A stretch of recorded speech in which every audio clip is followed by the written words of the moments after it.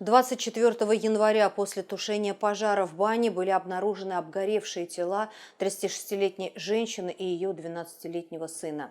По результатам судебно-медицинской экспертизы было установлено, что они скончались от черепно-мозговых травм.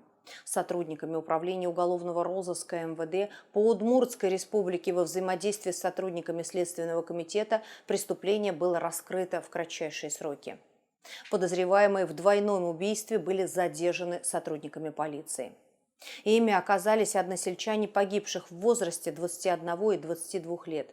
По имеющимся данным, между ними и потерпевшей, проживавшей с сыном в соседней квартире, сложились неприязненные отношения, на почве которых неоднократно происходили конфликты.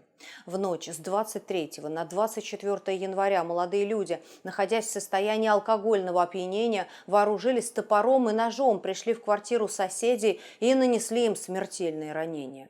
Затем злоумышленники с целью сокрытия следов преступления перенесли тела женщины и подростка в баню и подожгли ее.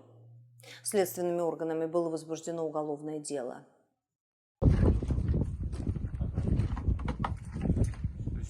Две лесенки, тут дверь. Да, дальше двери вроде не было. Двери не было. Дверь была закрыта, вот это вот.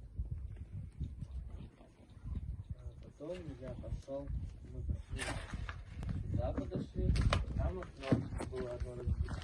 Стоп. И вот здесь вот зафиксируйте. Она встала, села. Как села? Типа, так вот, ноги вот это. Ноги на пол не ставят? Крестила вот так.